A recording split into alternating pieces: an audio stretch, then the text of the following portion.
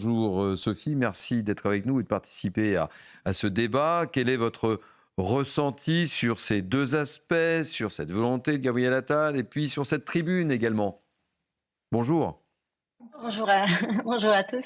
Alors, sur, les mesures de Gabriel Attal, elles étaient très attendues évidemment, il y a rien de nouveau, hein. Il fallait, de la fermeté, il en a montré, dès son arrivée, il continue à en montrer, donc toutes ces mesures vont dans le bon sens.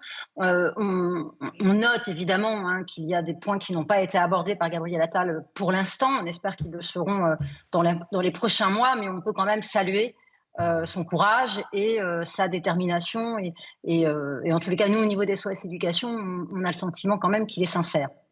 Après, pour la tribune que vous évoquez, c'est toujours très compliqué, si vous voulez, parce que d'un côté, on voit bien que le politique s'est infiltré dans l'école de manière absolument majeure, vraiment. Et là encore, j'ai envie de rappeler que l'école devrait être un sanctuaire. Gabriel Attal s'était engagé à ce qu'elle en soit un. Pour l'instant, il n'a rien proposé dans ce cadre-là.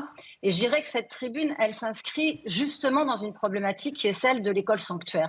À l'école, on ne choisit pas les enfants, hein, vous voyez. Et d'ailleurs, il est faux de dire qu'ils sont plus choisis dans les écoles privées qu'ailleurs. On ne choisit pas les enfants qu'on instruit. Donc la question qui est soulevée est une question politique, mais les problématiques de l'école et les résultats de l'école française ne sont pas exclusivement de la faute, évidemment, d'une immigration dont on voit bien que le sujet n'est pas de savoir si c'est l'immigration qui pose question, mais bien l'immigration des pays du Maghreb et d'Afrique. Je voudrais quand même rappeler trois éléments qui me semblent essentiels, qui sont encore redémontrés par les résultats de PISA, hein, publiés par l'OCDE cette semaine. C'est que, la réussite scolaire des enfants est corrélée avec l'engagement des parents.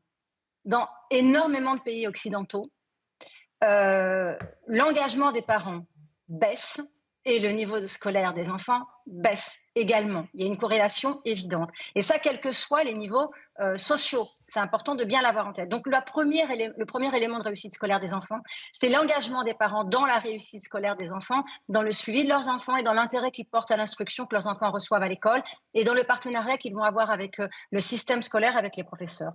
Le deuxième élément est le climat. Très rapidement, Sophie. La France est l'un des plus mauvais élèves en la matière. Il y a beaucoup trop de bruit dans nos classes. Les profs font en moyenne entre 30 minutes et 35 minutes de cours pour les plus chanceux, et sinon c'est parfois que 20 minutes de cours.